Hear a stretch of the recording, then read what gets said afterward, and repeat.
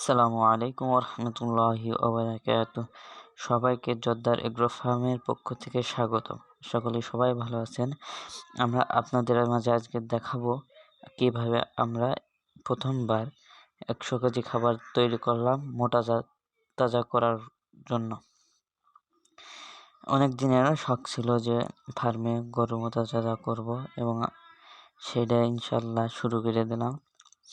আমরা 100 কেজি মোটা তাজা খাদ্যের ভিতরে রেখেছি ভুট্টা গুঁড়া, সয়াবিন মিল, সরিষার খোল, লাইসোমিল, অ্যামাইনো প্রোটিন, লবণ, রাইস গুঁড়া, ধনিয়া গুঁড়া ইত্যাদি, এবং রেখেছি 23 রকমের মেডিসিন সহ অন্যান্য।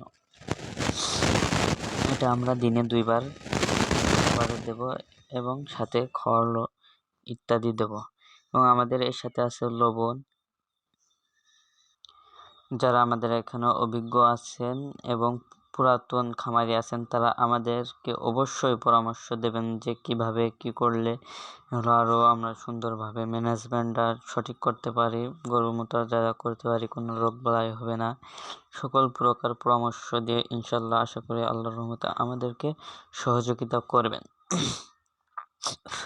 আমার এটা অনেক দিনের একটা স্বপ্ন এবং গরু পালন, ছাগল পালন ইত্যাদি, যে আমি আস্তে আস্তে একটা বড় খামারি হওয়ার আমার অনেক বড় স্বপ্ন। ইতিমধ্যে আমার এখানে আছে ষাঁড় গরু আছে, মুরগি আছে ইত্যাদি আরও বিভিন্ন ধরনের খামারজাত প্রাণী আছে।